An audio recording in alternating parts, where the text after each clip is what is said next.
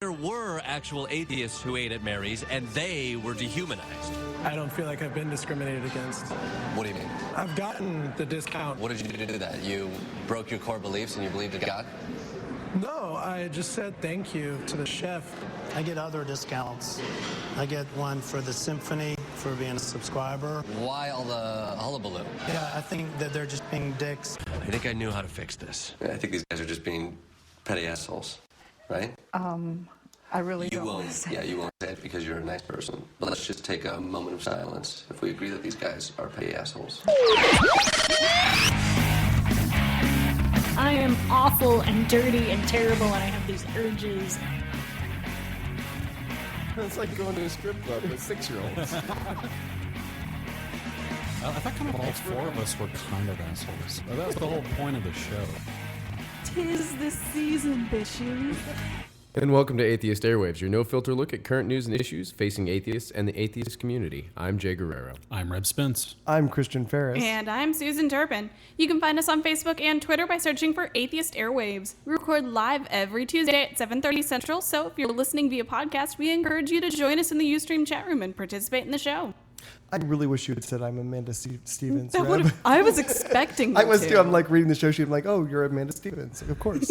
Thank you for filling in on short notice. No problem. Huzzah. Can we call you Amanda tonight? You can call me whatever you want. Oh, really? That's right. That's right. All right, baby. Okay, slave. Our intro audio this week is shockingly from The Daily Show, who took down Dan Barker and the Freedom from Religion Foundation last week. And I'm just going to say that they're lucky that Andrew Seidel wasn't involved in this at all, or there would have been problems between me and Jon Stewart. Because of your man crush on Andrew Seidel. So we covered this story on the show a long time ago, so please try to keep up Comedy Central. But just a quick overview for those of you who don't remember or were drunk at the time.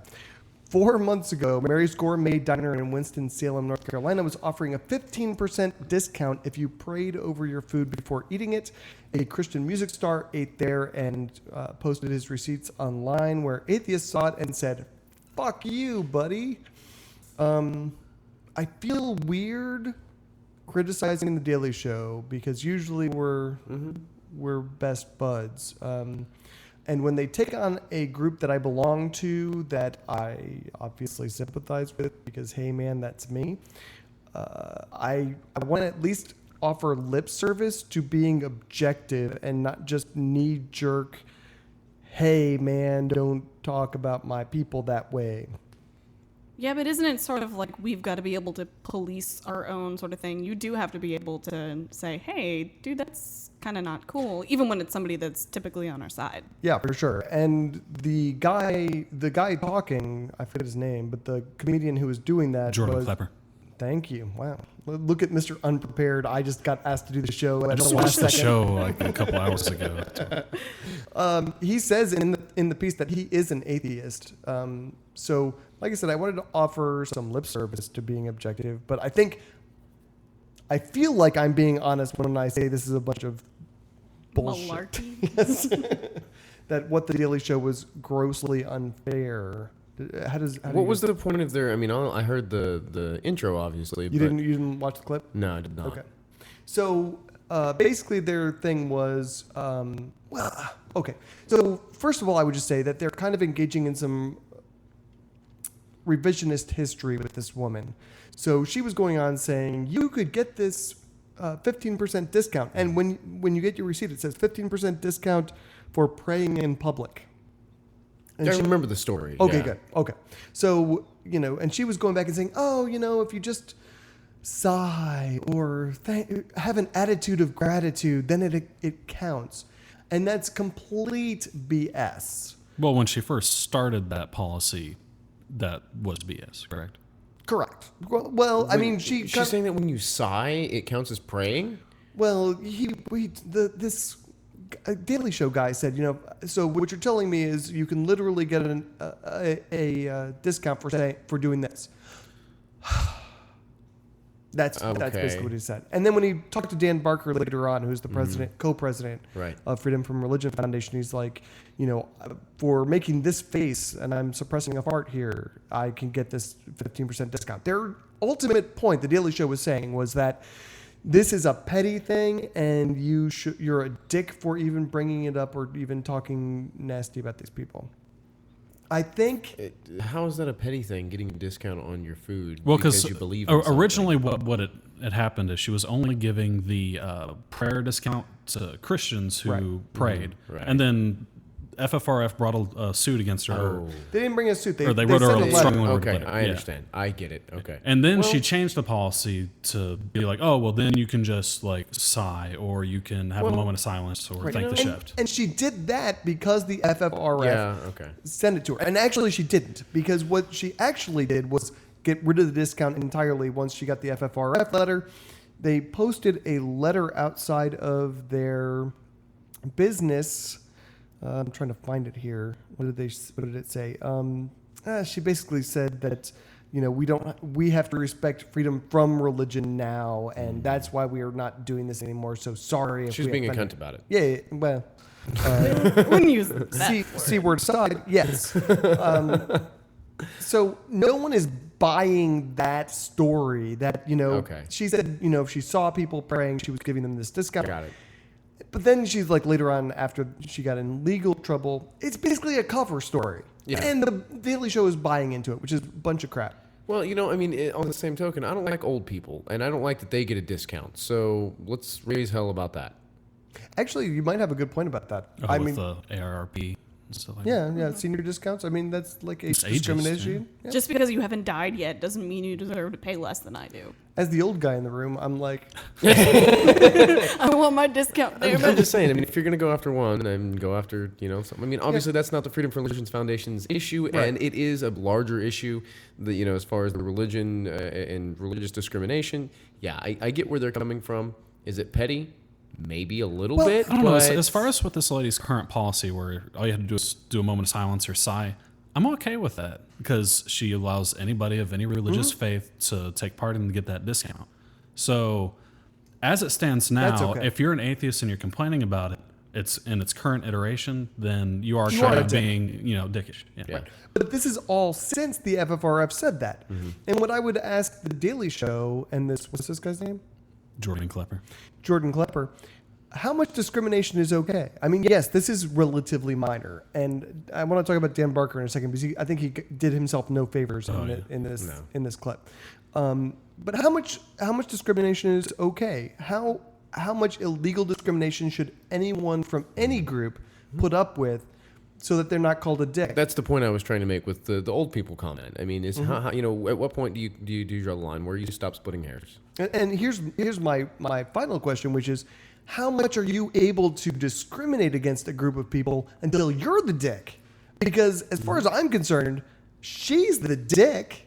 Mm-hmm. And the Daily Show shows up 4 or 5 months after all of this, and they're listening to her news story, now that she knows she can be sued, and saying, "Oh yeah, that's totally reasonable." It's like 4 or 5 months ago, it was not reasonable. Did they cover the history of it? They just picked it up halfway through. Yep. All right. Well, bad on you, Daily Show. You should have done your research. That's where I expect more of the Daily Show, honestly.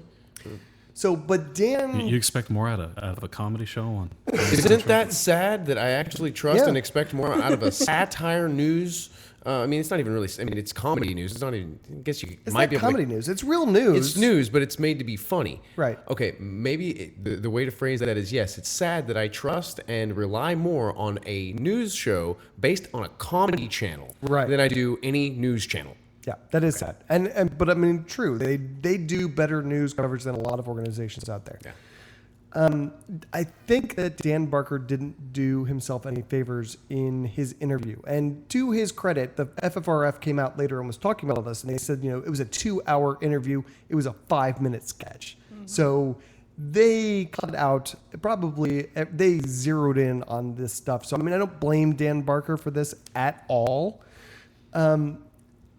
He used analogies that weren't apt. He compared this to Selma and Birmingham from the civil rights movement. And that's just not smart. And like the Holocaust as well. Yeah. It's always okay to compare things to the Holocaust.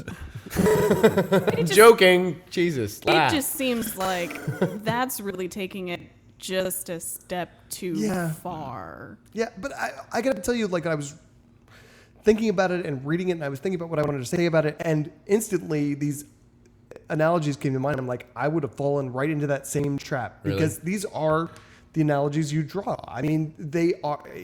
So one of the things that Dan Barker said was genocide. If you have one person who kills 20 million people and one person who kills 20,000 people, you know, are you going to say that, you know, you shouldn't complain about the person who's only killing 20,000 people? It's like, that's not a good comparison to make with 15% discount on brunch. Well, I agree with the concept that you're working towards. That's an unfortunate way of getting there. He was also, I think, being too smart for his own good during this whole thing. When the guy said, you know, I forget what he asked him, and he said, this question is not properly formulated. Again, I agreed with what Dan Barker was saying. The question was, he said, aren't you just being a dick? And he's like, if I answer that question, then I'm admitting that I'm at least being a dick.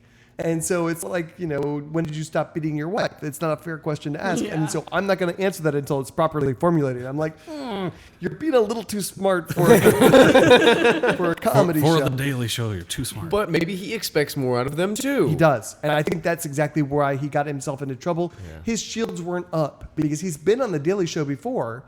And he was damned if you do, damned if you don't. He thought they were allies. And so he was not prepared for being the butt of their joke, I think. At the end, I think it's fairly inconsequential. I mean, the whole bit.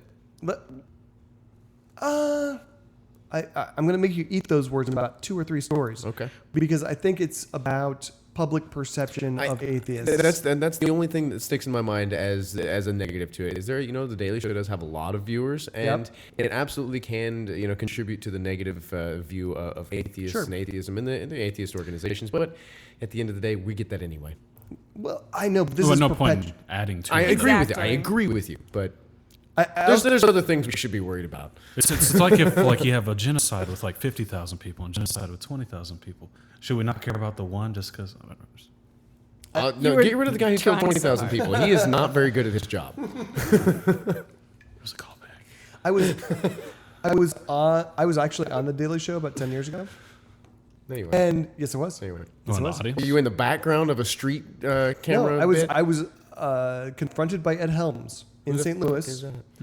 He used to be a Daily Show guy who's now in The Office. Yeah. Or he was. Whatever. Right. He's in the Hangover. He's the one that pulled out his tooth. Yeah. Oh, okay. Okay, gotcha. So the 2 weeks between when I was on camera with him and when they actually aired it were the worst 2 weeks of my life because I was like, oh my God. You know, I was driving home and I called my wife and I was like, oh my God, I was just on the Daily Show. It was so awful. And I was going to be like, everyone's going to laugh at me. And thank God they didn't use any of it. So you weren't on the Daily Show? No, I was. I mean, they showed him yelling at me. They just showed nothing of what I said to him. Oh. Which was, so good. So I really commiserate with Can somebody dig up this footage of Christian being yelled at on camera? It's on Facebook. I want to see this. This is awesome. I'll see if I can't dig it up and I'll post it on. I see memes coming. The Facebook page. Okay, let's move on. Before we move on, okay, let's not move. I didn't want to put this in the show sheet because I don't actually want to talk about it. What? But I want to at least acknowledge the 130 children who were killed today.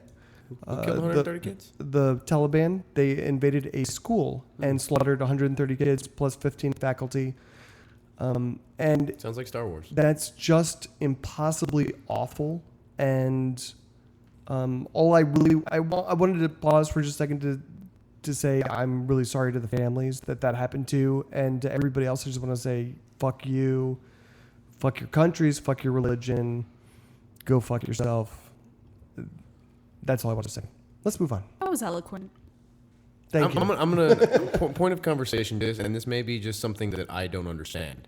Fuck your countries? Yeah, I'm tired of people killing people because, you know, I want control of this country. I want this piece of land. It's not worth killing people over. I understand what you're saying then. Okay, I thought you were trying to... Your religions are not worth killing people over. I think it's more of a religion thing. Resources are not worth... It's semantics. Yeah. Okay, gotcha. Understood. All right, so now we can move on? Please. Okay, so 5 Charlotte, North Carolina church members, have been indicted on felony charges, including kidnapping, assault, and assault by strangulation. Damn. Which I didn't know was, a specific charge. Assault by strangulation. Yeah, I didn't know it was a distinction. Anyway. Did the grand jury think that they didn't try hard enough, that the level of difficulty in the assault was not high enough, and that's why they only got the simple assault charge? Right. The Word of Faith Fellowship. Can you tell I'm reading? The Word of Faith Fellowship has come under fire before. It was back in '95, the first time, for something they called blasting. I have audio of that if you want to hear it. Yeah, play the audio. Okay, so do you want to explain what blasting is? Or do you want me to do that? No, apparently it's when someone is circled by members of whatever group. It's kind of cult sounding, and bombarded by loud, shrill sounds, screaming, and often praying. And presumably its intent is to correct some sort of sin or demon. Yeah, Best I could guess. They say that doing this splits the ears of devils and demons, and that's why they do it. Why? Basically maybe we'll find out when you play the audio. But guess who hosted this report? The guy from the 700 Club. No, I'll let it be a surprise. Hold on. Hi, I'm Bill O'Reilly reporting from the Simpson trial. Thank you for watching Inside Edition today.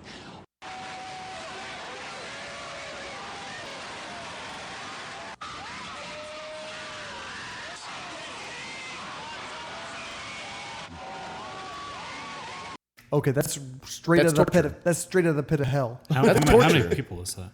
Oh, that's like a really big room full of people. I would say several hundred. That's torture. I don't care how you cut it. You have For one person hours? being yelled at like that for Yeah. hours. That's fucking torture. Yeah. Wouldn't it be torturing the vocal cords of all those people I mean, too? let me also say that like everyone Thank in you, the room devil's is advocate guy. everyone in the room is not doing this at one person. It's not 300 people. It's like maybe 10 to 12 people doing it to one person, and a bunch of different groups of people doing that, and to kids. These are like 8, 9 years old. That's traumatic crap. Mm-hmm. Okay, so that's what this group was accused of doing back in '95. Now a 21-year-old male has accused the same group of kidnapping and assaulting him because of his sexual orientation. He claims he was kidnapped and held for 2 days while being slapped, strangled, and otherwise assaulted in the name of ridding him of his homosexual demons. This kid has been a member of church since he was 16.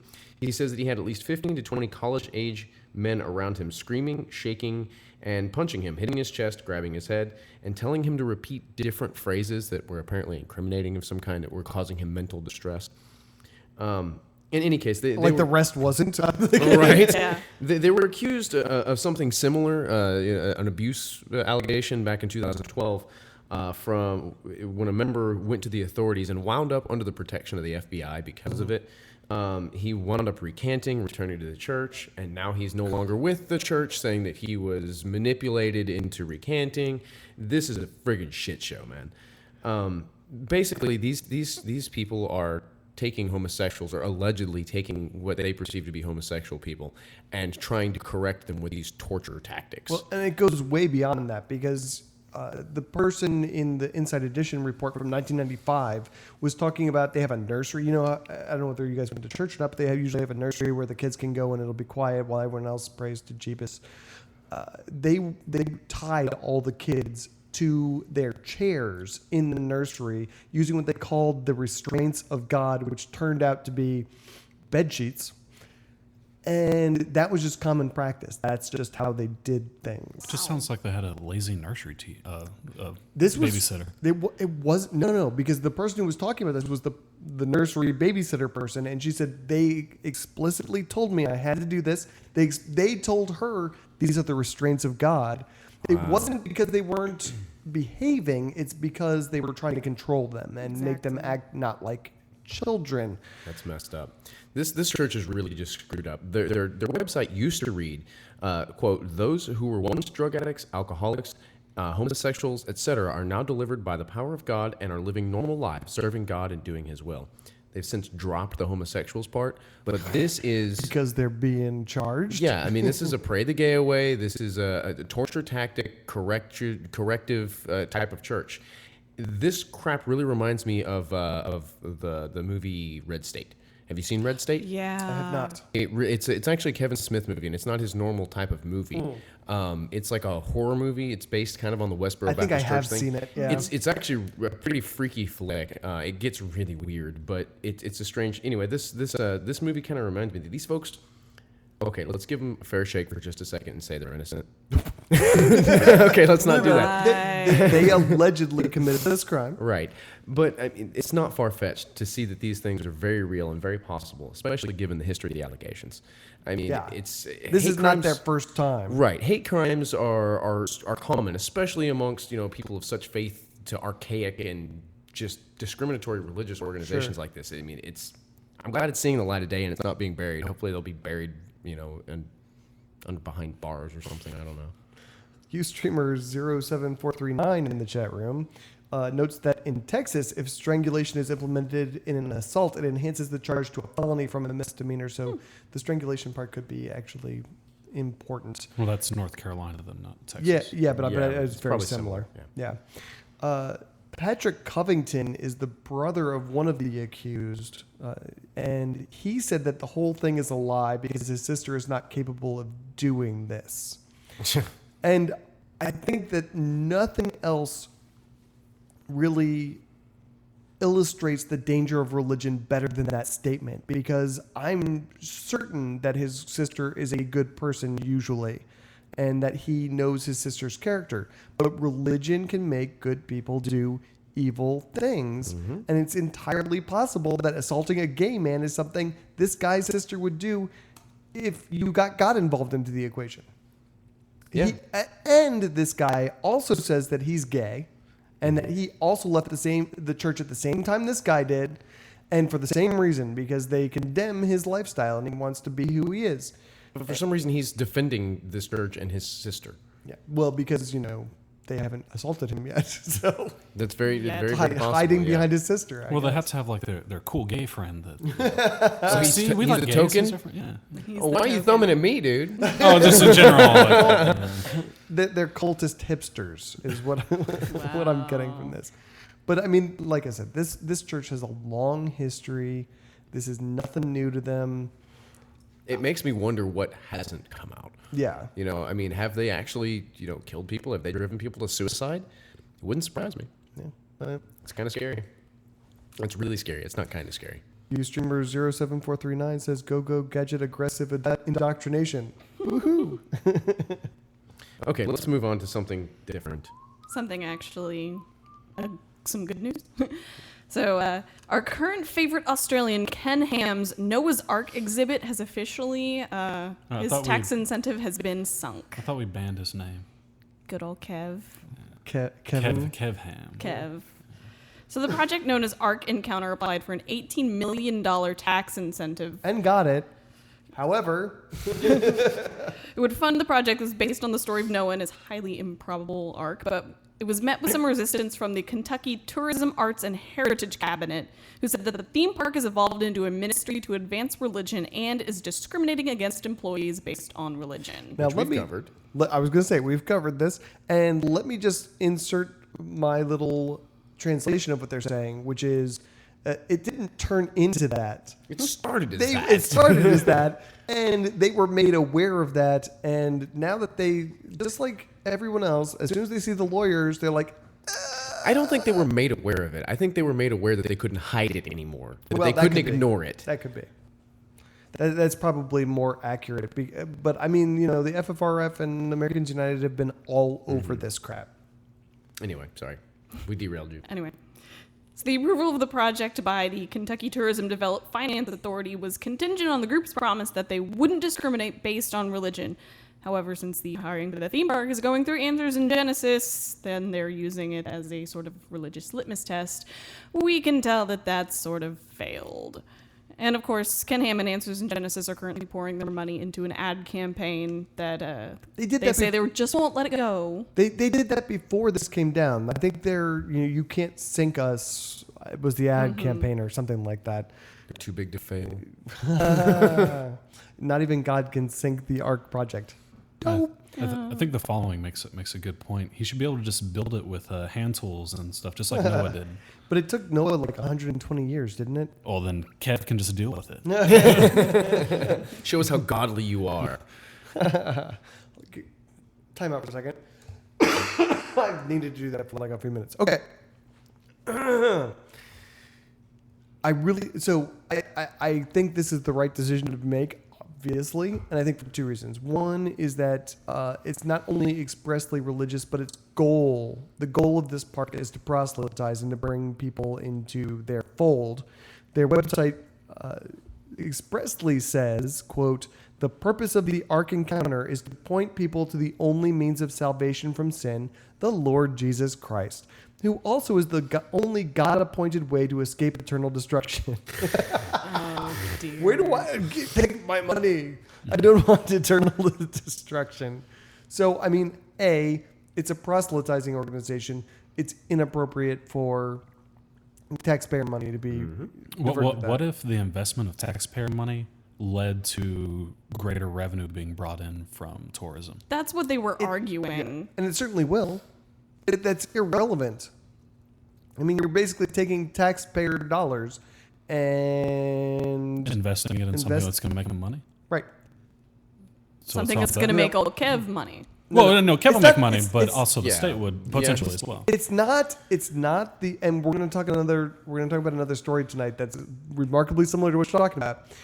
It's not the making money part that's the problem. The problem is that we have a constitution that says that the government cannot establish a religion, and therefore it also cannot support proselytizing by one religion. And again, I think that's where the point comes in, that it isn't necessarily something that they didn't know about. It's probably something that they considered very, very, very long and hard. Oh, I don't think they did at all. Well, I think they did consider the fact not until they were confronted with it. No, I think they considered the fact that this will bring money into the state. Yes. And we know this is a risk, but until such time... I don't think they thought that You don't about think the that? risk at all. Didn't his museum bring in revenue Yes. for the state? Sure, I'm sure it did. I And mean, like, I know that was funded partially by government. I know atheist groups who bust into Kentucky to go to the Creation Museum. Hell, if I were anywhere near Kentucky, I probably would have gone myself. I don't know. Maybe I'm giving him too much credit, but... I really don't think they thought about it as much. I just think these people, they're not evil. They're not, I want to subvert the Constitution. They're Christians. They're crazy. And they have privilege. And they don't think about these things. They don't think about it. And so I don't think it entered their mind at all until the lawyers showed up. And then they probably took it to their legal team. And just like the schools we talk about week after week on this show, they take it to them and the lawyers are like, "What are you doing? This is like clearly a problem." And they're like, "What?" I like how your lawyer has a high-pitched voice. He always does. That guy is always, I mean, he's so stressed out. Shock and awe. Sounds like a character off a sitcom or something. Yeah, You have many Like voices. Seinfeld or something. Yeah, I was You thinking pointed that Seinfeld out too. last I was week, too, totally thinking actually. Seinfeld. I wasn't going to say it though. So I want to, can I throw out a conspiracy theory? Yes. Go for it. Okay. I kind of half suspect that old Kev is torpedoing his own project on purpose. I feel like he knows that he can't do what he wants to do, and he's always known that. So he's got to raise controversy to gain money through private investors. He's already gotten money. I mean, so that's what the Bill Nye debate was about, was raising money. And he raised all the money he needs to start the project. And then if he runs into this, we can't finish it because the big bad media is telling all these people these awful things, and now we're not getting the tax breaks that Kevin's own words, he says every other tourist attraction gets this break. Then he can say, well, we tried, and now I'm just going to scoop these millions into, because we already know that the Creation reappropriating it. Yeah. The Creation Museum was on its deathbed before the Bill Nye debate. Mm-hmm. It was gasping its last breaths because all the atheists had gone through. Everyone's been there except for us. And there's no more revenue coming through that. But he got this huge influx of cash for this thing. And now... I don't know if you're giving him too much credit or not. It could be. I don't know. I don't know how... I mean, obviously we know he's not sound of mind, but I don't know how brilliant he is as a businessman, considering that the Creation Museum was floundering badly, but maybe he came up with a scheme. He could just be the figurehead. There could be someone scheming behind the shadows. There probably is. So, that's a plausible idea, on the surface anyway. It's a conspiracy theory. I'm alleging this. I'm not saying that this is what's happening. It's plausible on the surface. Yes. So, Yes. So, in defense of old Kev, he says today that the construction on the site is continuing. However, he also says that without this $18 million, they can't do it. So I can't imagine they're going to continue construction for very long. And then there's going to be this huge pile of cash. I don't know. Maybe he's going to have slaves build it, like, they Might do as in well. the Bible. Might as well. Anyway, okay. We want to break and see if we can get Steve on the show. Yeah, let's do that. So, Steve, if you want to Skype in. Let me see if he's still out there. Yeah. He is. While you're He's doing still that, in the chat room. Corpus Christi Atheist does meet every Sunday at 5:30 p.m. This weekend. We're going to be at B&J's. Is that correct? Is that up to date? B&J's? Nope. Okay, then we're going to be at Surf Club. That's downtown. If you don't know where that is, visit us at ccatheist.com. You can find a listing of our public events. You can also connect with our sister organizations and affiliates, southtexascor.com.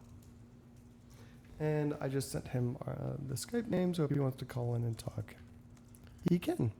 Yeah. Do we want to wait for him?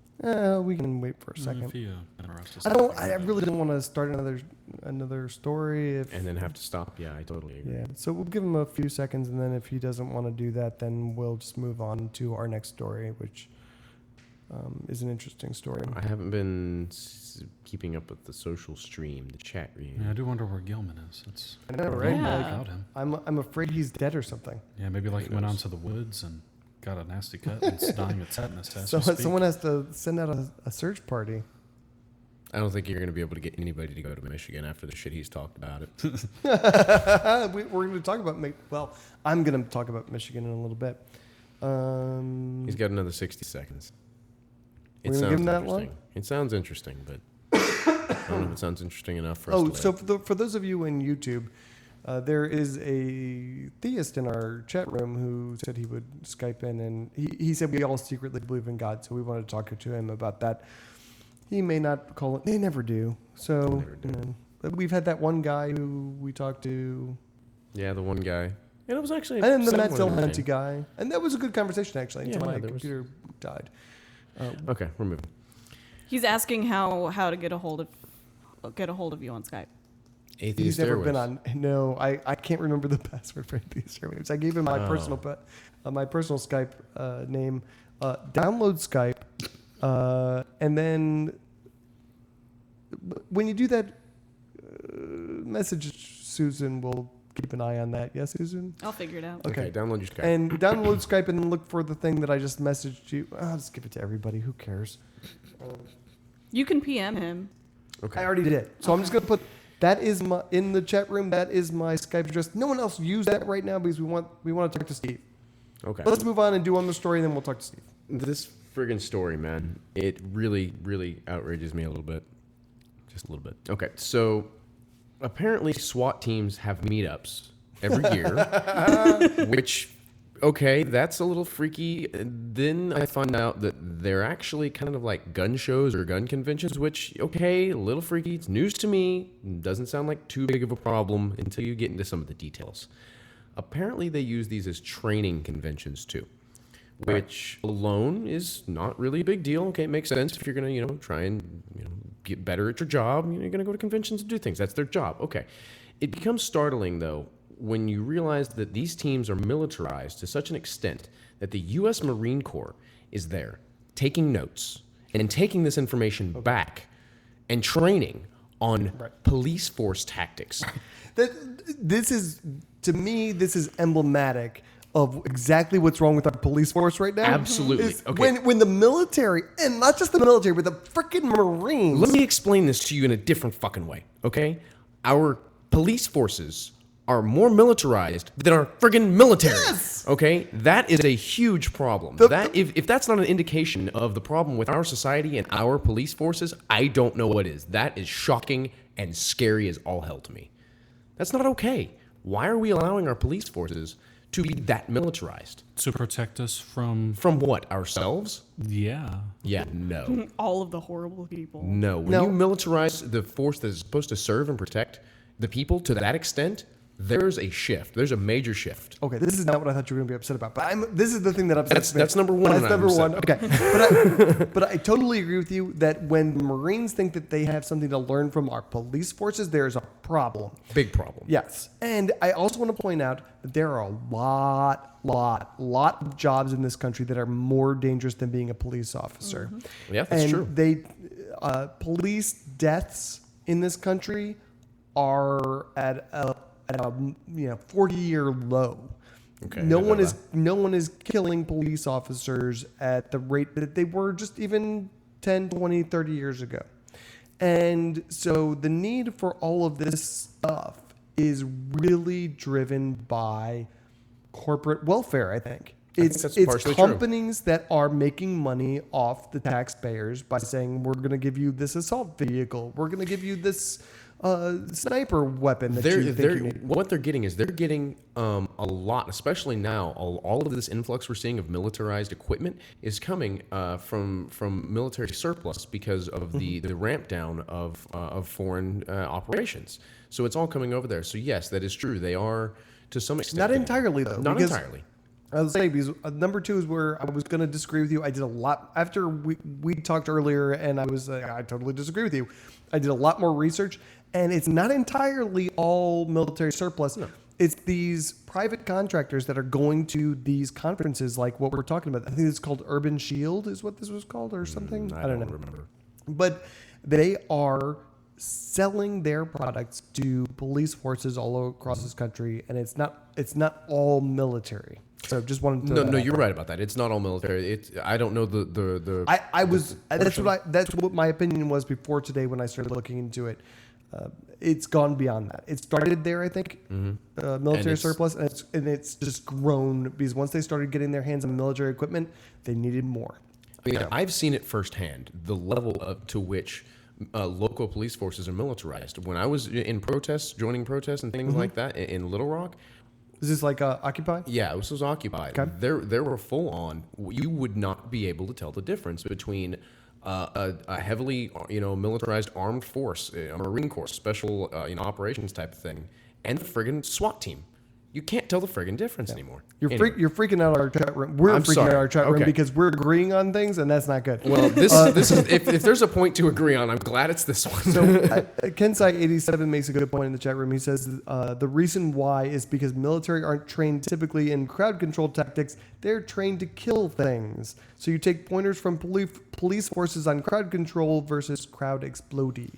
There might be a good point in that, but at the same time, I feel like our armed forces should be better at everything than our police forces. The police forces should not be a military organization. No, they should not be trained to kill things. They should, and that's okay. We're going off on a tangent. Okay, so the second part about this story, which was not the first part, was not a point that this article was making. It was like one sentence. The second part of this, and it's definitely not the least of the issue, is that one of their drills this week or last week or whenever this was included a mock hostage situation wherein an extremist group had taken over a church. Okay, that's odd, but whatever, right? No, this made-up extremist group, in what amounts to a small-scale war game, basically, is labeled as an extremist atheist group. Hold the front door. What? Okay. When have you ever heard of an extremist atheist group? Never. From Christians? Have you ever heard of it? I haven't. No. Anytime an atheist puts up a billboard, we're a military group. I know. I mean, Hello. Have you ever seen an atheist committing an extremist crime in the name of atheism? No. I can't find one example. So this is why I was not all that upset about this initially, okay, was that it seems funny to me, that it seems tongue-in-cheek, and if that's true, I'm okay with it. And in hell, I would go in there and I would play the militant atheist who was taking all the church people hostage. I'm like... And I don't think it's tongue-in-cheek, though. I agree with you. I really don't. Like I said, the original article that we were looking at was a one-off line. It just said, and this is what they were doing. So I sat down and I looked deeper into what this thing was, Because the other thing I was thinking is maybe they were just afraid of making it a Muslim terrorist, and they didn't want to, maybe they were just... Don't label it. Okay, I agree with that now. Okay, because here's the thing that I wanted to bring out is that they had another scenario where they used a Muslim, and the scenario was this: a Muslim man who had just been fired from his job. He comes back to his workplace. The participants were told that this Muslim man was screaming that he wanted to hurt the Jews for what they had done to him and his people, and that he had been known to visit pro-jihadist websites and anti-Semitic websites and many websites that instructed on how to build different types of weapons of mass destruction. And that's far-fetched, but it's plausible. No, that's what I'm saying. It's like they weren't just goofing around like, okay, this is the funny scenario they were serious. Right, yeah. They were serious, and this is just like the Daily Show thing. It's a war game. They're projecting their inaccurate and completely fictitious religious concept of dangerous, atheism, or an enemy that is extremist atheism group, and they're projecting it in such a fashion that it lends it credibility. And it's just not a thing. It doesn't happen. It just doesn't happen. You don't see that happening anywhere in the world ever. Yeah, it is far-fetched. I'm just saying.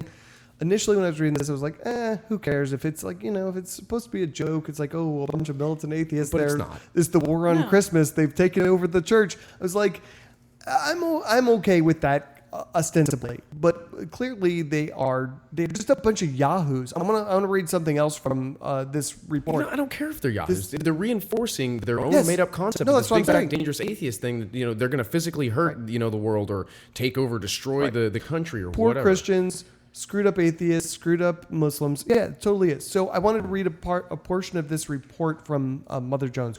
I don't really like that site. I don't really read it very often. But they did an 8-page expose on this whole thing. And at one point she writes, from inside the hall, cops watched warily as the demonstrators chanted slogans about Ferguson. So there was a demonstration going on outside of the... An actual demonstration? Yes. Okay. They were protesters. And one of them said to a group of his law enforcement people, if I see someone with an upside-down flag, I'm going to punch him in the face. Nearby, a vendor sold shirts with slogans of his own. One bore the image of a Spartan helmet and the phrase, destruction cometh, and they shall seek peace, and there shall be none. Now, this is law enforcement. These are protect and serve people. Wearing this stuff? Displaying? Yeah, they're selling this to police officers. He says that his most popular shirt read, "This is my peace sign," and it showed a picture of a crosshair, and apparently it's an AR-15 sight, centered on someone, an individual with their hands up. Oh. Really? Yes. A reticle targeted on someone with their hands up. Yes. That's their most popular shirt, selling to police officers at a convention. And when you pair that with the militarization of it, that is damning evidence of the police state that we are walking into. And it's, what the fuck? Yeah. Why are we allowing this? Yeah. Well, I mean, I say we're allowing this. There's a lot of protests going on, and there's more than they're being covered by the major media streams. Way more. Especially it's being suppressed big time. The New York protest? Yeah. I mean, it was huge, and it got no coverage. Zero. Did you see the time lapse for the march? Yeah, it was crazy. I didn't see the time lapse, no. It was amazing. There were so many people there. But zero media coverage. It was blacked out. Well, and there's a not reason zero, but but practically. Practically. It was downplayed. For how big the protest was, there was not near enough coverage. Yes, I agree with that. If that isn't evidence that our media and our government is working together to keep this hush-hush and try to keep things under control, I don't know what evidence is then. Yeah. It's scary. It is scary. It scares the crap out of me.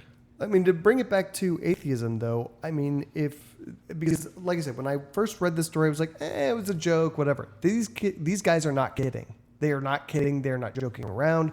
They're not playing. They are about hurting people. And clearly they're bringing their Yahoo. Someone, please, if you disagree, please jump in here.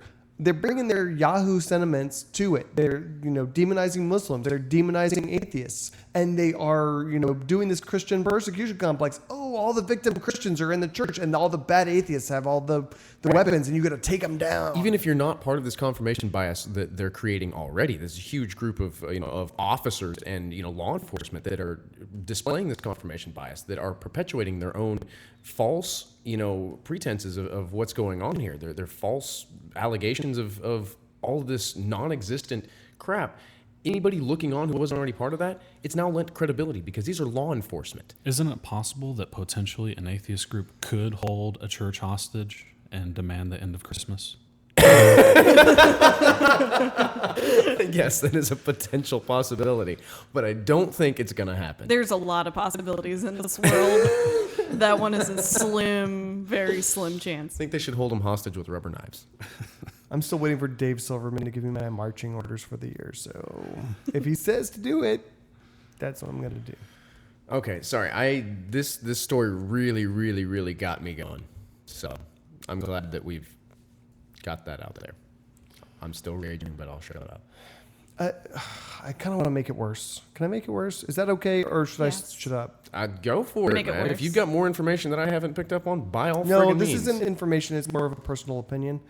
Because, okay, so first let me caveat by saying that I acknowledge that not all law enforcement personnel are out there killing people, beating people, whatever. Agreed. There's law enforcement in my family that I know are not like that. But there are very few, and I'm going to say probably your family, who are going to turn anybody in who does.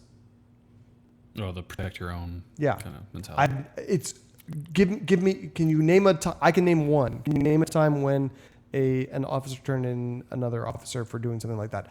I'm thinking, and I'll give you some time to think, because I'm thinking just that guy who shot up the trailer park in the Bluff earlier this year. Yeah, okay. And the cops, they're like, so he was shooting people and he killed people. So I mean, he's dead now. He allegedly committed suicide in police custody. He deserved to be in jail for the rest of his life. What happened, if you look at the dash cam, there's dozens of police officers all around. Two of them, first of all, they beat the crap out of him. Mm-hmm. Two of them handcuff him, pick him up, and in a practiced move, in my opinion, this looked well practiced. They didn't say anything. They both knew what they were going to do. They dragged him over, and as they're bringing him in, they bam right into the, I don't know what kind of grill that is. I mean, it's like the steel bar grill. They bammed his head into it, and not a single officer said anything about it or even batted an eyelash. No, yeah, and I'm sure it does happen. I'm certain that it does happen, but we don't hear about it.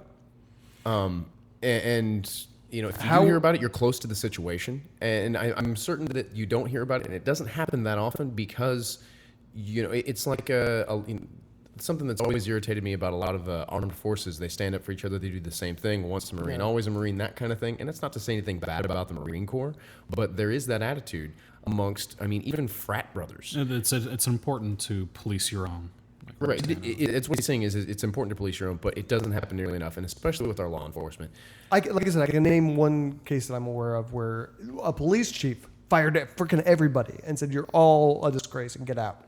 I can't think of one, but what situation are you talking about? I have to look up the details. But basically, like, he took over and everyone was a racist, and he just like, "You're all done." And that was in Florida. I don't know. I think I remember reading about that not so long ago. My Latin is really, really horrible. I find that hard to believe, Jay. Is it qui custodiet ipso custores? Is that what it is? No idea what I don't know how to. Who will watch the Watchers? And who watches the Watchmen, essentially? Yeah, who watches the Watchmen? Who will watch the Watchers? Whatever the fuck it is. I have a Watchmen tattoo. Come on. Seriously. Our police have to be policed if they're not going to police themselves properly. You can't investigate yourself. Do we want to call our guy? Yeah, let's call him because I can bitch about this all day. All right, so we're gonna call one of our chat room people who was asking us, who accused us of secretly believing in God. So we're just gonna have a friendly conversation with him if we can get a hold of him. Add a number. Are you kidding me? Cancel. Oh, he hasn't. And just for the record, there's Gilman. I was gonna say, where's Gilman? This kind of stuff is why I don't trust our government and shit. This is why I don't rely on other people for my needs, my core needs. Like breathing. Eventually. What did anything ever happen? I'm trying to get him to accept our pending contact request. But did anything ever come about the complaint that you leveled against the officer who was harassing you? Yeah. Well, nothing really came against it aside from the fact that he has an official note in his record. Okay. So they haven't gotten back to you. They did. He gave me some fancy police speak for it was unsubstantiated. They couldn't prove it one way or the other. Random Ustreamer wants to know, out of curiosity, what specifically do you want police forces to be able to and not be able to do? That's a really deep question, but protect those who aren't breaking the law? Yeah. I think that an entire overhaul in the way that police forces police is necessary. I think the advent of things like mace and tasers have really changed the way law enforcement operates. So they go straight to those tools rather than trying to. They go straight to force rather than trying to. Oftentimes, you're right. Yes. Reduce it. I mean, the Garner guy who was strangled to death in New York. I feel like that situation could have been diffused. They did not need to jump the guy. They didn't need backup. There's evidence to suggest they were harassing the guy. They no longer mediate. What I read today was that he had a complaint filed against the police because they took some money from him as evidence and then they wouldn't give it back, so he filed a complaint. And that may be why they were, oh, hey, okay, here's our guest. Steve, how are you, sir? Hello? All right. Hey, can you see me, hear me? Oh, now I can. How you doing, sir? The other way? This way? Can you see me now this way? No, other way. Yeah. There you go. Oh, there it goes. Okay. What's going on now? Hey, so before we start the conversation, I assume that you're probably a Christian of some kind? Of course, yes. What denomination or non-denomination? What? Non-denominational, just straight Christian. Okay. Believe in the Bible. That's it. Do you go to a church of any kind? Or not? You know, I did. Yeah, and I'm not finding them. What I want. Yeah, no, I totally get that. I went through that for a long time after I fell out of the Catholic Church. I went to a whole bunch of places and then decided none of that was good for me. So I totally get that. So you say you believe in the Bible. Does that mean that you believe that's the 100% inspired word of God? Every word is true, or are you more of a it's parables and metaphors guy? 100%. 100%, really? Okay. It's hard to understand. Yeah, hard to understand a lot of, but I believe it all. Wow. Okay, so your original question to us, if I'm not mistaken, I may have come in late, but your original question was, or I guess allegation maybe, was that you feel that we don't believe in God because we're mad at God? No. Yeah, I was just curious how that becomes become an atheist. I mean, did you get mad at God at one time, or did you lose a loved one and lost trust? I was just curious on how you come by. That's fair enough. And I'll just kind of give my story real briefly because I've done it before on this show. For me personally, I came to atheism because I was really into the Bible and believing. And my thought process was, if this is true, if there's a God and an afterlife, and the afterlife is eternal, nothing you do here is important if it does not advance your ability to obtain that afterlife. That pleasing God is all that you should really concern yourself with, because everything else is meaningless. 70 years compared to infinity, nothing. So what I did is I set out to, I read the Bible, and in fact I've read it twice now, and I was an atheist before I made it even to the New Testament. And so it's so ridiculous that, no offense, I apologize if I'm being a little too frank. We're used to talking to each other. I found it impossible to believe. And the more I knew about how the Bible was written and who wrote it and when, it was impossible to believe it. And a God is not a rational thing to believe in. Is if you care what. I think we lost him. He just hung up. Did he really? Yeah, he really did. How do you know he hung up? And we didn't lose the call. He's back. He had Okay, a yeah. poor connection. Are you back? I'm gonna turn off my camera. go. I'm gonna Yeah. turn off my camera to kind of Bandwidth. Okay. bandwidth stuff. So that's how I came to atheism. Is just that I wanted to strengthen my faith because I don't think that there's anything more important than the God question, if that's true. That's not very brief, but thank you. Sorry. Used to. It's briefer than it usually is. Christian is not known for his But- brevity. But you also said that you think we secretly believe in God. Why do you think that? Well, I mean, I'm just curious that atheists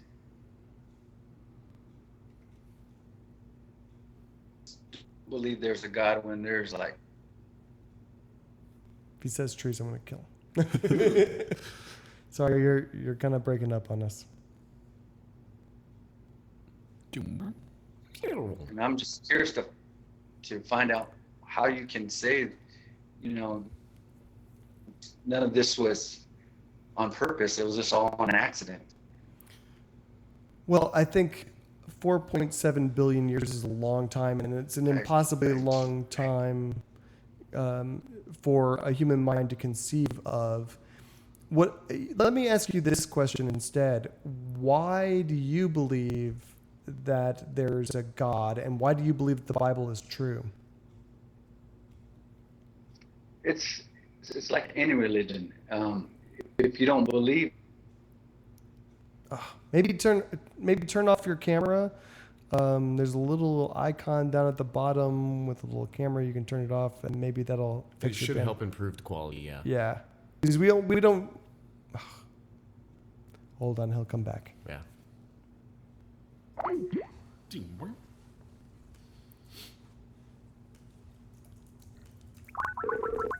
you there?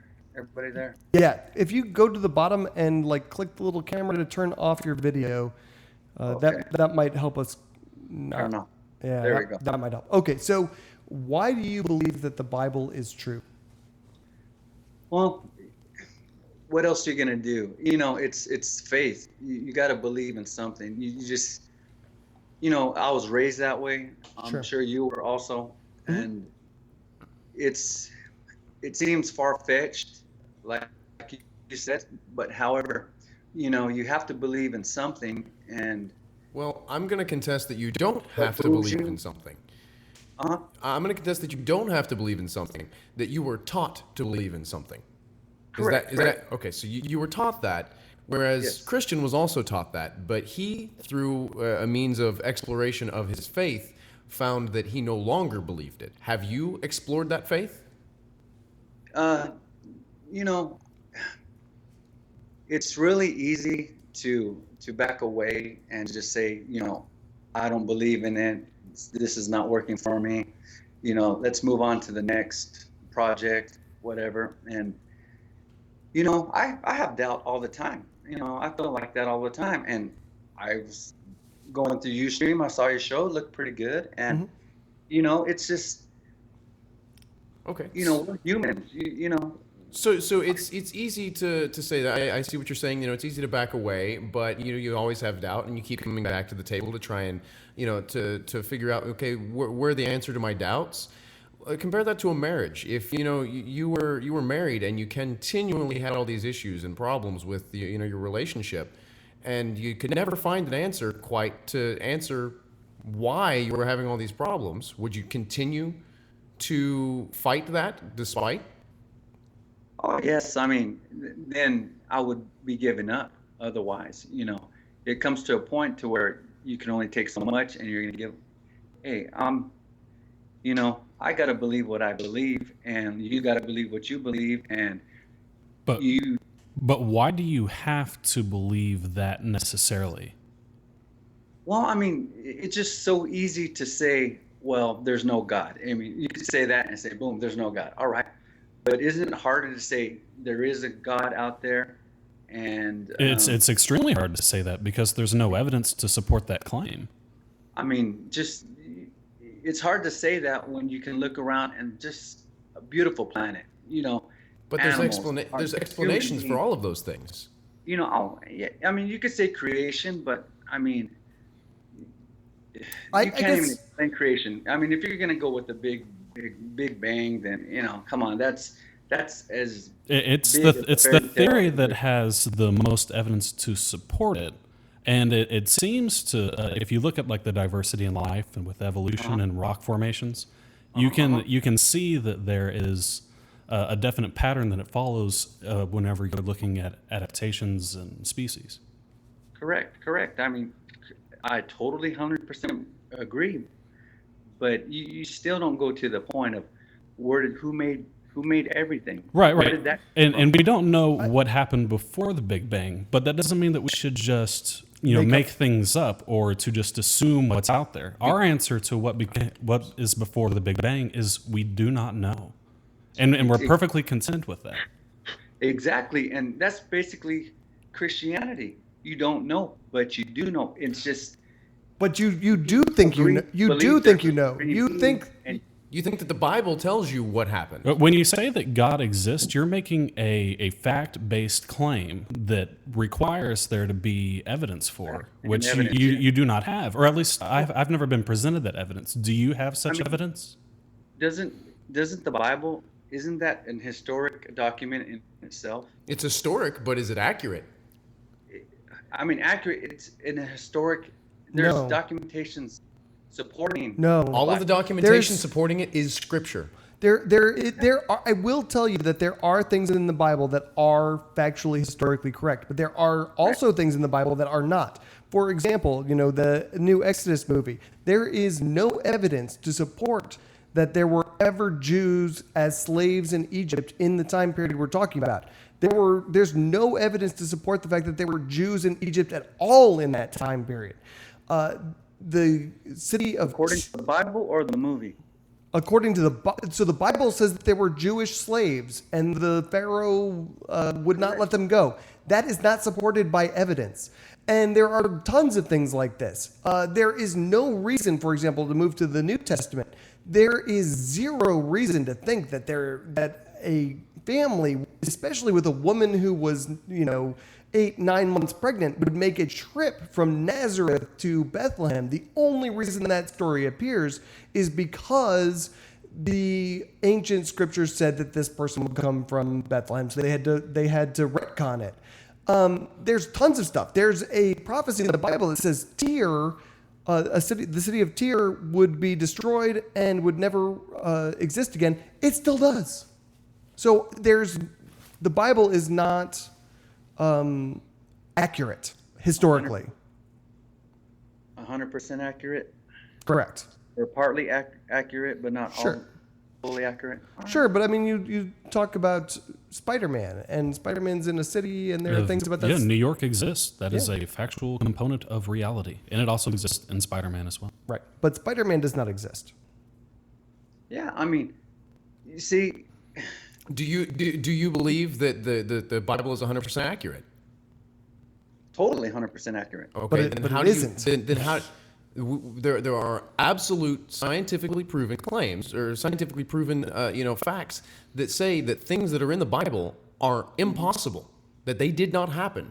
In that time frame that the Bible says this was the case, there's zero evidence to support that whatsoever. Just the most basic claim that the Earth is 6,000 years old is what the Bible claims it to be, and we know that to be absolutely false.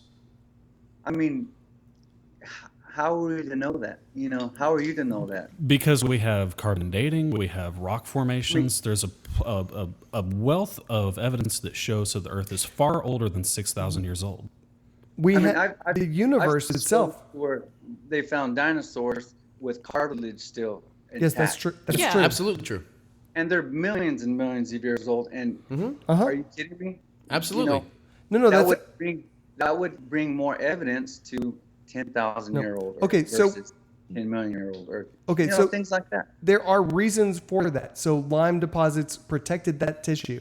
But let's just even talk about the most basic way we know that the universe is more than 6,000 years old, which is there are stars that are hundreds of thousands of light years away from the Earth, and we can see them. And if the universe was created 6,000, 12,000 years ago, we wouldn't be able to see most of the stars that we see in our sky. That light would not have existed. Right. So, I mean...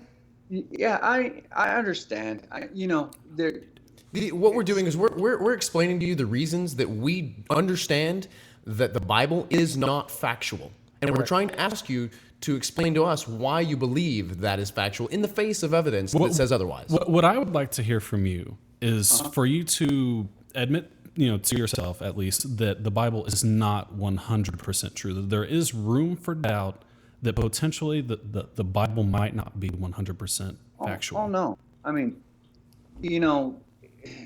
it's like, it's kind of like taking atheism, you're taking evolution, Big Bang Theory, and you're making fact from that. We're not making facts. That is fact.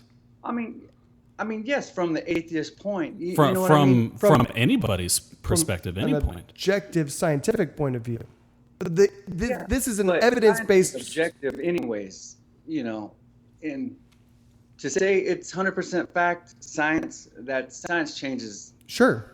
Absolutely. That's why you can rely upon it, because science will admit mistakes, while religion, when you come up against things like demonstrably our universe is not 6,000 years old, they cling to that and they try and force their truth to fit the facts rather than letting their facts inform the truth.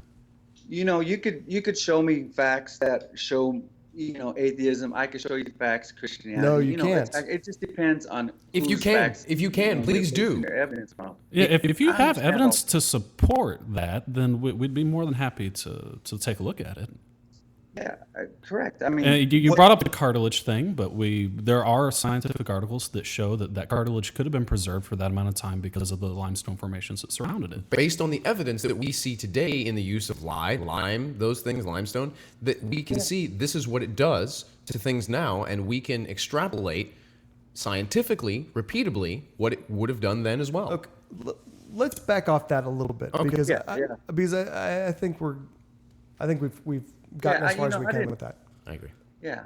Let me ask you this. I was just curious in the whole realm of atheism, just is it really more of a social group that you guys... No. We that it's a good... You guys hang out, you guys have similar beliefs and all that. It's more of a social, or is it a religion? I don't like most of these people. No, that's true. And we don't. And they don't like me.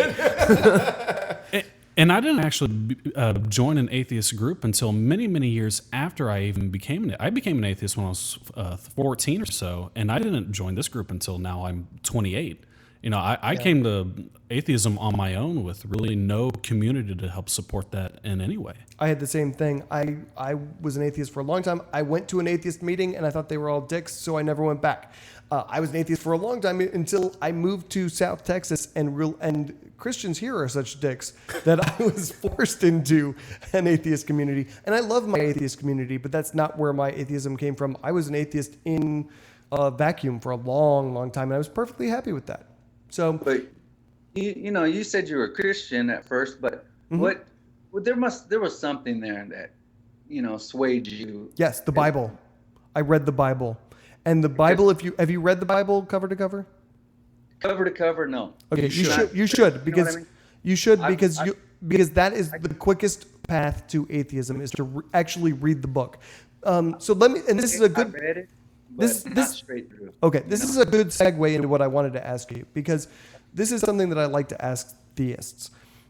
If you believe that the Bible is 100% true, you have to accept that sometimes it is moral for people to kill women, children, civilians. In fact, to cut open the bellies of pregnant women and rip their fetuses from their bodies and dash them upon rocks. Are you talking about? It happens. No, I'm talking about the Bible. This happened. God commands this in the Bible. Moses commanded this of his people to go and kill Correct. men, women, children. So you think that that's a moral thing sometimes? No, look at No? that was the Old Testament. Well, no, but That I'm saying that sometimes you think that that's a moral thing. That when Moses killed babies, that was moral. But you can't take it out of context. Sure. Okay. I'm not. I'm not. That is the exact context. He was told to do it, and he did it. Yes, he told them to do that, but that was the Old Testament. Right. That So was it is moral sometimes. It was moral in the Old Testament to do that, correct? It was moral back. That was a good thing to Old Testament days. That was a Correct. good thing to do. Yeah. You think that yeah, you think Old that Testament. right. So you think that there are some times when you have to take a pregnant woman and draw a blade across her belly and rip the baby out of, and you would do that if God came down to you now. Let him answer. When God told Moses to do that, but now that's why he sent Jesus down. But he could do it Die again. So that wouldn't have to happen anymore. But he could do it again, right? And if God came down right now and asked you to cut a baby out of a woman's body, you would do that. Because that would be good. He would never do that. How do you? He's done it before. He did it once. Why would he not do it now? See, you guys, that's apples and oranges. How? If comparing the Old Testament to what you actually believe is apples and oranges, the Old Testament doesn't hold any bearing in your faith. and Yeah, your so why do you religion. believe the Bible's 100% true if you don't believe what's in the Old Testament? In order to read the Bible, you got to understand its history, and you got to understand. So God. part of that history requires you to believe that at one point in time, it was morally righteous to rip babies out of and bash them against the stones. Exactly. That's how things worked back then. People. But you don't see any problem with that? Do you think there could ever be a time when that would be morally justifiable? Yeah, I mean, in the Old Testament, you see what I'm saying? Right, but the Old Testament's a historical document. Is there any time in history when you think that it was justifiable for any king, queen, soldier, individual, civilian to go and do that? I mean, doctors are doing it now. I mean, what are you trying to say? So you think that's moral? You support abortion rights? Not totally not. Would you? Well, but God supported abortion in that case. But you just said that it goes on now and that it was moral then. So why isn't it moral now? Okay, like I said, that was the Old Testament. What's the difference? You see how God changed But things you with the New Testament? you said the Bible is a historical document, and if it was historically allowable at some point in our history, you are making the claim that that is okay and it's morally justifiable in certain cases. 10,000 years ago. Okay, so why is it not okay now? You know, that was 10,000 years ago. Now, it's the new beginning. That's what changed? No. But what you're saying though is that if he sent his son to die for our sins, so what? So he wouldn't have to do that anymore. Why did he have to do it in the first place? Why was it ever right and ever to do that? I mean, you're asking me why God did what he did? I mean, No. come on, you know. So, but here's what I'm saying is that you believe that whatever God says to do is moral, correct? Yes, I mean, Okay. So if God came down and forget all the ripping babies out, let's say he told you to kill the atheists who were trying to spread their atheist message, you would do that. If Jesus came down and told you to find Atheist Airwaves and kill them all, that would be a moral thing to do, correct? No. See, No? That's like a loaded question. That's No, like it's asking- not. I mean, You know, this that's is your like more. This is the. asking you- This That's is like asking you if your creator asked you to, become a Christian and, so change your religion. You would. I mean, no, because here's the difference between you and me. I don't believe in anything that would ever make it moral for me to murder another person or to rip a baby. You can drop me into 4000 BC and I will give you the same answer. It's not okay to kill innocent people. I will tell you that today. I will tell you that 2,000 years ago. I will tell you that 4,000 years ago. That is why my morality is superior to Christian morality. Just on that one point right there, that's why you denounce Christianity? No. Because they killed, a bunch of people in the Old Testament? No, I deny Christianity because there's no evidence for it. I denounce your morality because you're sitting there telling me that sometimes it's okay if you cut fetuses out of pregnant women. And I never said that. Yes, you did. You said in the Old Testament it's okay. Yeah. Yes. Yes. So sometimes it is okay. It's not allowable anymore. Right, but sometimes it is. And so, like, if we go back, if we travel back in time, 2015 years ago, it's totally permissible for you to do that to someone else. That is moral and good. Yes. He was getting rid of. No. I don't care what he was doing.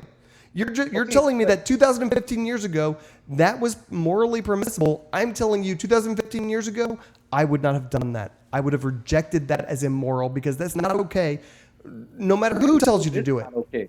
It is not okay.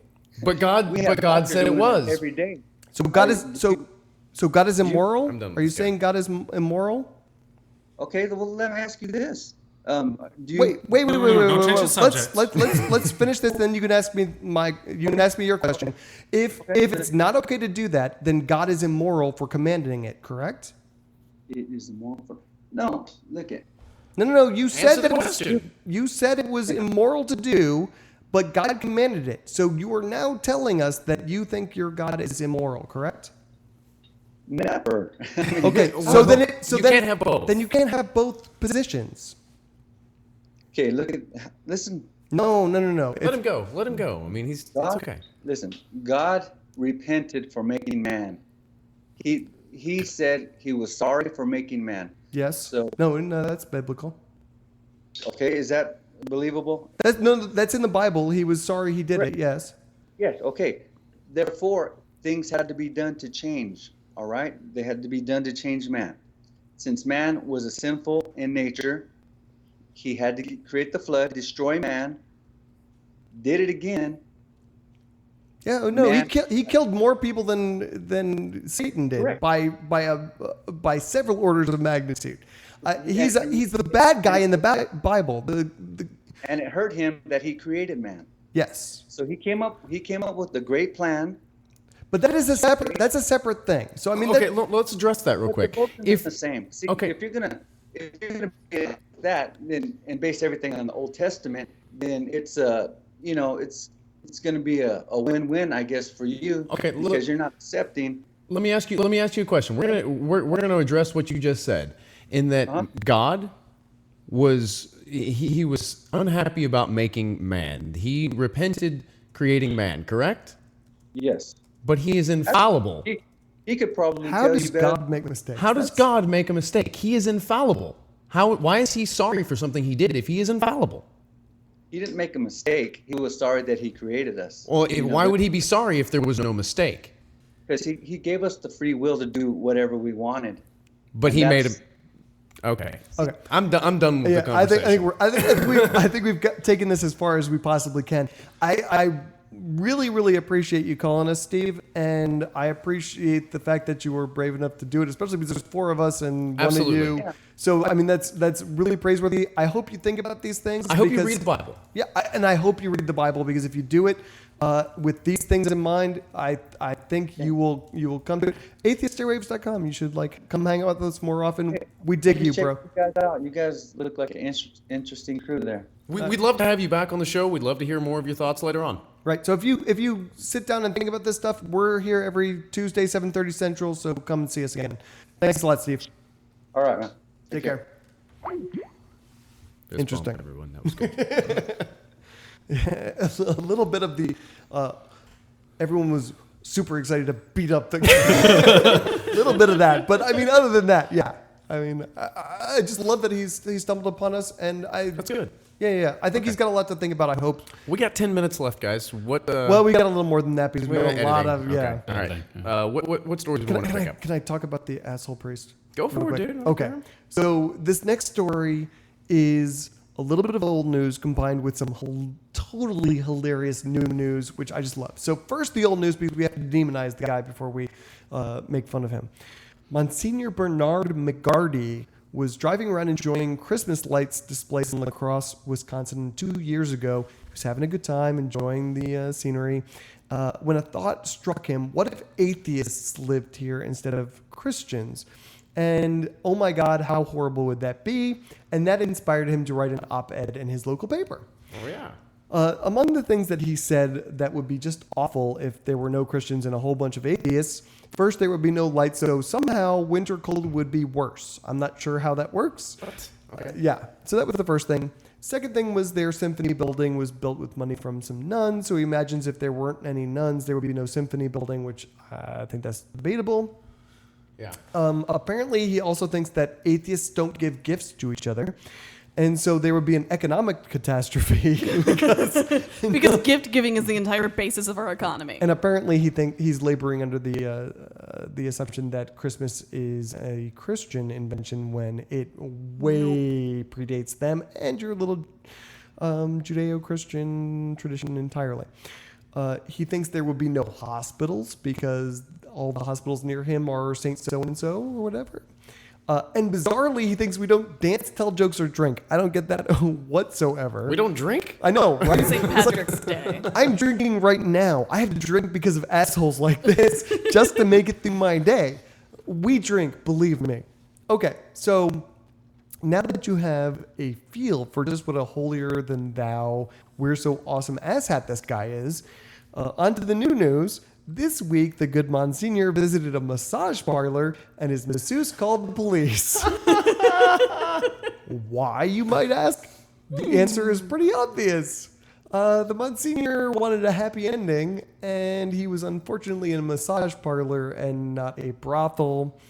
Please, my son, my daughter, will you please finish me off? I don't know. How does that go? I mean, how does a priest ask for that? I know, right? So apparently he just exposed his genitals and said, No, it's okay. I blessed it. That's not holy water, baby. Oh, man. So the masseuse declined.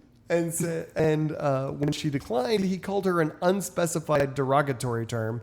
I really want to know what he called her. Hussy. I bet it was a hussy. I'm thinking like cock tease of Babylon. You Jezebel. Painted prude, something like that. So she called the police. She left the room, called the police. The police came. They didn't arrest him. Let me just say this. He's 89 years old also. Oh, give the old man a break. No. Just give him a hand job. Come on. They didn't arrest him. They cited him. It's a $250 ticket. Why are you... Never mind. It was something in the chat room. I do want to sort of applaud this guy because at least he exposed himself to an adult. Fair. So it's inappropriate and creepy, but it's better than... I mean, he's breaking with church tradition, and I applaud that. He's not going after the little boys. It's right. Cool. That's so much better. Okay, so that was just a brief... oh my God, point and laugh at the Monsignor story. Good stuff. Let's talk about the Gideons because we have to get Andrew Seidel into this episode. Okay. So was that Andrew Seidel? No, that wasn't Andrew Seidel. Oh, we got to skip. Well, okay, let's do this one, and then we'll skip to Andrew Seidel. You want to do this one real quick? The Gideons one? Is that what Yeah, you're saying? let's talk about the Gideons So, all right. My question about this is, when do the religious assholes come under the scrutiny of the law to such an extent that they face consequences that prevent them from breaking the law? Essentially, this is an old story and a new story. The Gideons went to an elementary school, white elementary school in Georgia. This is back in 2012. They handed out books to kids. It was well known to school officials, considering the principal announced the event. It wasn't okay. The FFRF stepped in and put a stop to it. The superintendent assured them that future activities would be carefully reviewed. And even after being warned, they distributed Bibles to kids again. The teachers announced it rather than the principal, and this is kind of where they get their loophole or their out that they're trying to formulate, in that they're saying that the Gideons didn't go to the superintendent. They went to the lower Well, apparently that's superiors. what they do. And I believe that. That's how they get around it. But I call bullshit on that because you can't tell me that they also don't know the difference. You can't tell me that they didn't know that that was not okay. So they got back in and they were handing out Bibles again. Just to piss you off a little bit more, a little detail about this particular story. This is bad. Yeah, apparently the teachers separated the kids into groups. Those who did want a Bible and those who didn't. That's just horrible on any means to separate kids out like that, especially, in a classroom. Authority figures doing that, it's not okay. One kid didn't want one. That kid wound up having to defend herself against her peers. And she wasn't even an atheist. No, she wasn't. This was not the kid who was complaining. No, she wasn't. Yeah, this was not the complainant in the case. The kid defended herself. She was being teased and harassed. And had to explain that, yes, she did believe in God, just not in the same way. She didn't want that friggin' Bible. She wanted a different one or whatever. And even after that little episode, the teachers still led the kids down to the library where the Gideons were set up. And the teachers led by example and said, oh, yeah, I want one, which authority figures setting the example is just, further hammering in the ostracization. Yeah, that's that's it. What should be done, is this, because you're supposed to learn from us. Right. So there's a bunch of kids who are in the bad side of the classroom and a bunch of kids who are in the chosen group who are going to get the Bibles.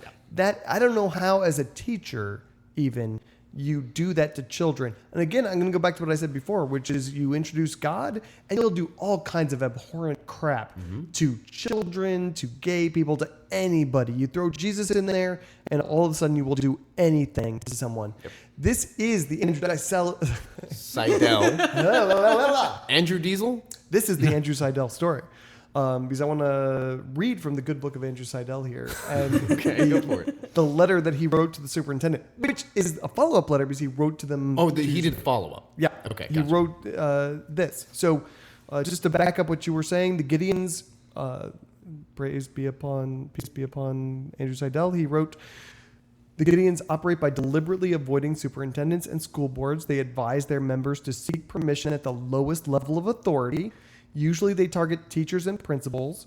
The Gideons' internal policies state that under no circumstances are their local Gideon groups permitted to ask for a legal opinion from the state or school district, and with good reason, because the law clearly prohibits Bible distributions in public schools. Can I read his money passage? Get after it. Okay. So Andrew Seidel continues. Religion in the public schools is divisive. Here, teachers literally divided their students into Christians and everyone else. In our experience, this type of division, especially when handed down by school staff, inevitably leads to religious bullying. Here, the bullying that took place was clearly foreseeable. Indeed, it is so obvious an outcome that it may have been the purpose of the division in the first place. Bingo. Absolutely. I find it hard to believe that wasn't baked into what the teachers were trying to do. Anyone want to defend that crap? Is there any quotes from the teacher that seem to support that? There are no quotes. No statements whatsoever. The superintendent and the principal, neither of them would return phone calls from the press. They, in fact, they left so many messages that they eventually asked the secretary if he was getting the messages, and she assured them that he had gotten the messages and that they are not saying anything. So it could have just been Christian privilege and not so much Christian malice. Is there a difference? Because I really feel like... Well, because there's like, if only the Christians want to go, we'll just take the Christians. No. You don't think like, it's that shame. might... They're shaming people But who don't want to be in the in-group. It's in-group, out-group. Let's say that just for a second that is the case. Then why were these kids allowed to continue harassing and bullying this one child? Right. Because that's what kids do. Well, yeah, but shouldn't the teacher take control of it? How long did it last for? I mean, it doesn't specify. Like a whole bunch of them just, and real quick, and it was like 5 seconds, and she stopped it, or was it like the whole class period? Well, I mean, we have limited information, but the information we have says that she had a back and forth and had to defend herself repeatedly from these students. So I'm imagining it was pretty... I mean, it was 20 seconds of them like just going at it. 20 seconds is a long time. It's long, but I don't know. I could understand how the teacher may have wanted to allow the discourse, hoping that everyone would just go.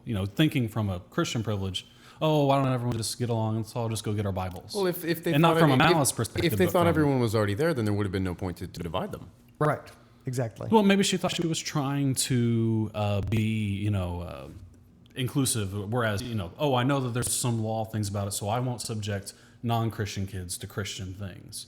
Ignorance and privilege. I mean, I don't know if it's so much malice. I kind of We see don't what really- you're saying, but I think that's very highly unlikely.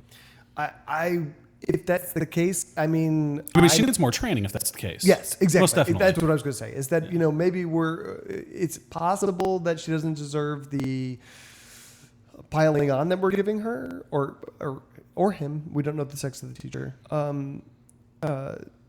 bet it's bad. I really feel like there's little room in my mind for thinking that you separate children like that. Being a professional who sees the dynamics that children Have you seen teachers these days? No, I was about to make that point as well. The bestest, most civic-minded. We do kind of have the shittiest of the shitty teaching our kids a lot of times. Okay. But no, I'm not agreeing with Reb because my wife is a teacher. Oh, I'm sure your wife is great, but I'm just saying overall. It's not a blanket statement. It shouldn't be a blanket statement. I do just want to say that I know that there are tons of good teachers out there. I will say that they're underpaid and overworked, and so they probably lose a lot of good people because of that. Yeah, they do. I know they do. I want to read the last sentence of Andrew Seidel's letter just to get my rocks off. He writes, if this happens again in Bartow County schools, the FFRF will not write another letter, but will instead file a lawsuit. And this is why you do not mess with Andrew Seidel or the Freedom from Religion Foundation, you fools. They will own you in court. Absolutely. Let's take just a second to do events real quick. Yeah. Because we've got a good announcement, right? The only event that we really have, which is the Christmas tree recycling. Oh, you got a new announcement to make? You just announced it to us earlier today. What did I have no idea. What's the announcement? Ophelia Benson? Oh, Jesus. Yeah, we're going to have the chick from SUV on. Yeah. SUV. What's her name? Detective Benson, yeah. Oh, So- that's her? No. I don't know who any of these people are. You tell me anything, I'm going to believe it. I was like, okay. Way to sell that, Jay. I don't feel so stupid anymore. It's just a random name as far as I'm concerned. It's like, I don't know, maybe she wrote a book and she's an atheist. I have no idea. Oh, that's so great. I love it. For once, I'm not the total idiot when it comes to knowing who the fuck atheist people are. So on that note, on January 27th, we're going to be interviewing author and blogger Ophelia Benson. She is the author of Does God Hate Women? Spoiler alert. Yes. That is exactly what my roommate said to me earlier. I was like, oh my God, this interview. She wrote Does God Hate Women? She goes, yes. So we are going to be doing the Atheist Book Club with that. If you would like to read along with us, go ahead and get the book off of Amazon or whatever site you wish to purchase it from. We also have the Christmas tree recycling coming up. That is probably going to be the second weekend in January, just like it was last year. Once we get more information on that, we will give that to you, though. The people in our chat room know way too much about that TV show, Jay. I don't Yeah, know they what do. that is. Mariska Hargitay, I think is her name. Hargitay, whatever. Yeah, that's the actress's name that plays the. They were That really was super wonderful. excited with Reb for a little bit. They're like, oh my God, yes! So yeah, and then we haven't mentioned it even once. Please, if you're listening to us and you enjoy us, check out our post show. Patreon.com/Atheist Airwaves. As little as $1, you can get access to our post show. If you want to pay a little more, you can get awesome other cool stuff. What do we want to talk about before we go? We get a lot of stuff left. Yeah. Let's talk about Arizona High School because this blows my mind. Well, we've actually talked about this high school before.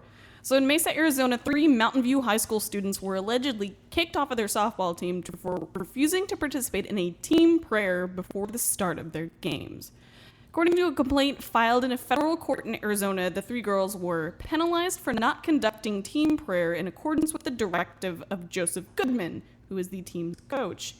Coach Goodman allegedly acted for himself and at the behest of certain parents that were part of the Mormon Church. Yay! Mormons. It's even more badass than that, though, because I read the actual lawsuit that they filed.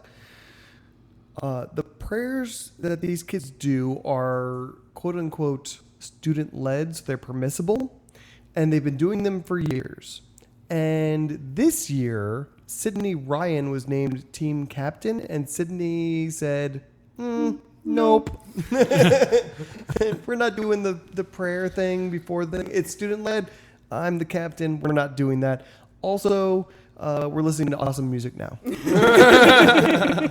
No more of your whatever Mormons listen to. I don't know. What do they listen to? I honestly don't know. Like Amy Grant? Is that something? Are they allowed to listen to music? Yeah, I think so. They can listen to music, just not the bad. That's Church Have of you Christ. have you not seen Orgasmo? Come on, man. It's been a long. I would assume I have it on VHS if you want to borrow it. I need to go find a VHS player. That's a good movie. Then. You know what those are called? VCRs. Yeah, VHS player.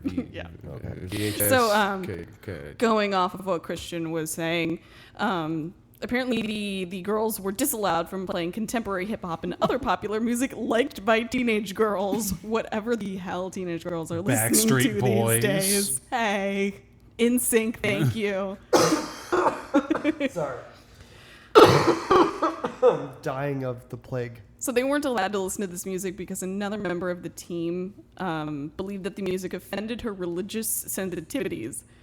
So apparently the parents of the girl that was offended supposedly monitored tweets made by one of the three girls that also played a role in the girls getting kicked off the team. But no information about what they actually said. No. The defense, the lawyers for these girls said that nothing they said was about anyone specifically. It was not bullying. So I imagine it was just like Mormons are a bunch of crappy people who don't listen to good music. Weirdos. I think that's probably what it was. The other thing that I read in the actual complaint was that not only are they doing this, but this school, there's a Mormon seminary across the street from it, and they let all the Mormon kids out of class to go across the street to take a Mormon class at the seminary. Magic underwear class? Right. And not only that, not only are they letting them take these religious classes during school time, but they are not punishing them the way if they come back late, they're not punishing them the way they punish other students who are allowed to leave. The seniors are allowed to go out to lunch and stuff like that. And so there's clearly religious preference given to the Mormons in this school. Of course. Which is crazy. Yeah. The school, of course, is defending itself against the allegations. They're saying that the coach has every right to sanction someone who endangered team morale and unity.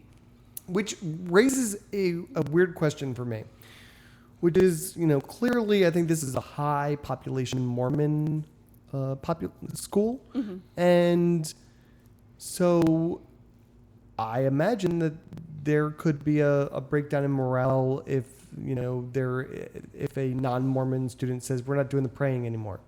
So there's an overlap there between what the school is allowed to do constitutionally, which is if a student is harming the morale of the team, they can be relieved. But if they're harming the morale of the team because of a religious conflict, is that still allowable? Why was the team's morale and unity based on religion in the first place? Because they're in group, out group. Yeah. And this is the majority, so it... It's student-led conflict, right? So it should be okay.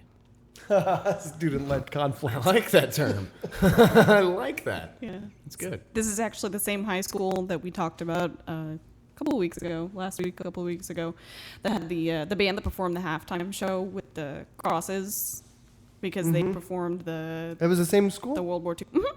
I have no idea. Because I saw the name of the high school and I was like, wait a minute, that looks really familiar. I must have been resting my eyes.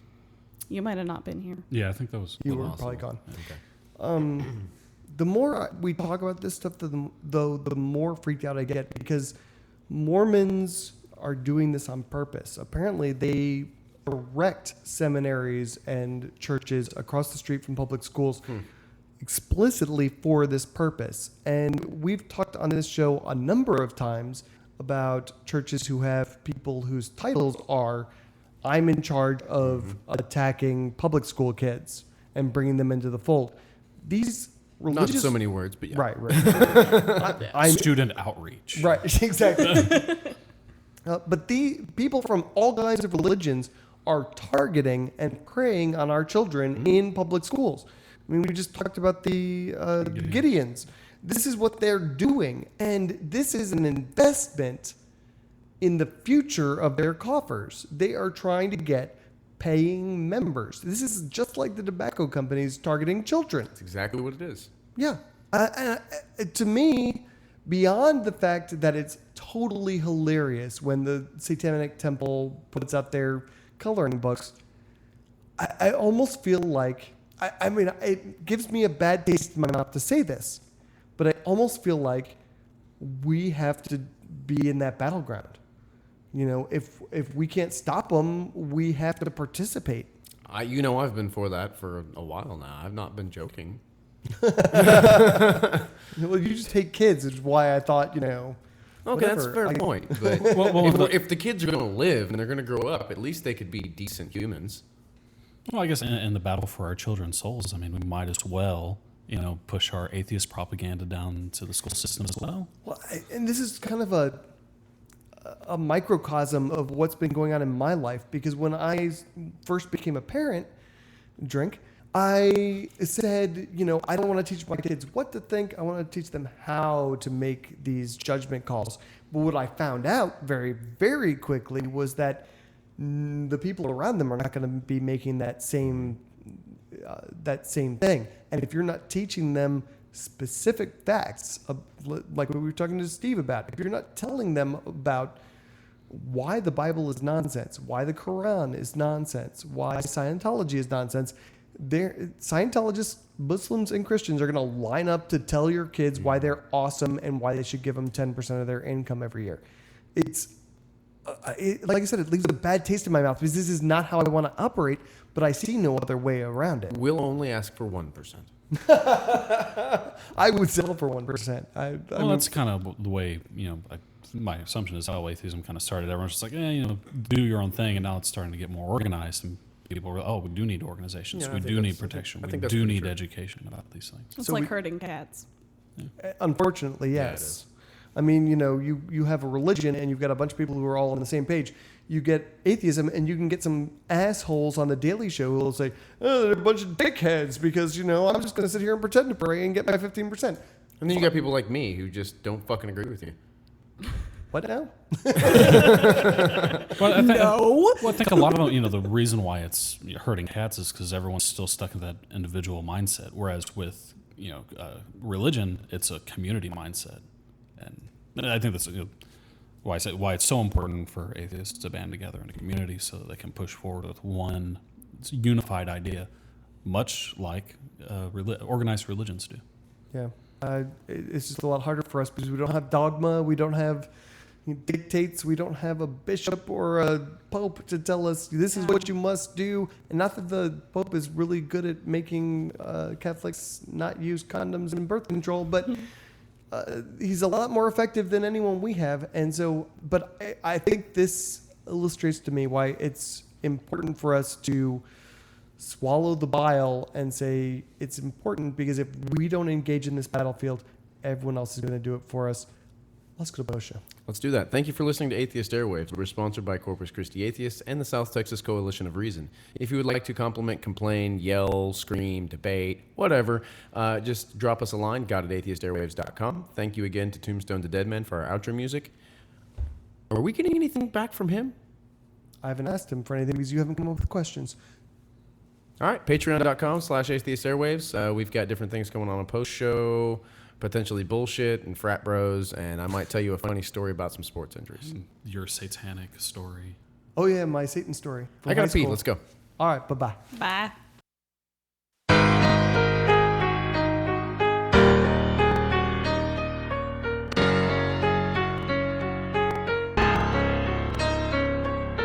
There's skeptic means so much more than being an atheist. And until you accept that, you won't relate to this. That cognitive dissonance that you experience is when there's things you claim to believe in but ain't living it. Most of you say you are the type to question everything until I hear the conspiracy theories that you echoing. And when I scrutinize the things you try to say are lies, expose your sources as suspect, I see your logic dies. Some still believe in pseudosciences, engage in special pleading when theists use the exact same reasoning.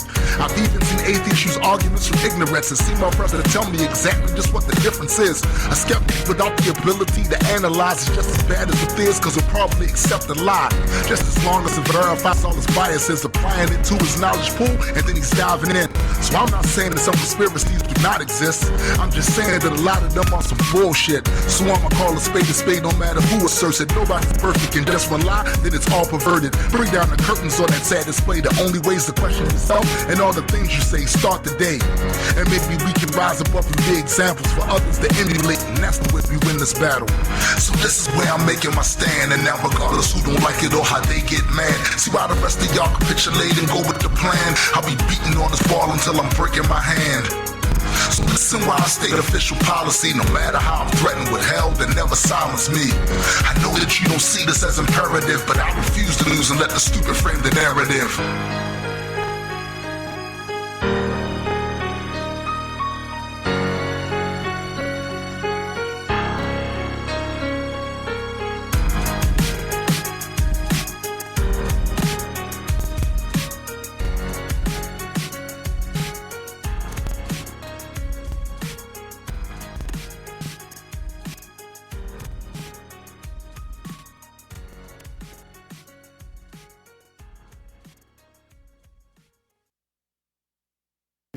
Undo that.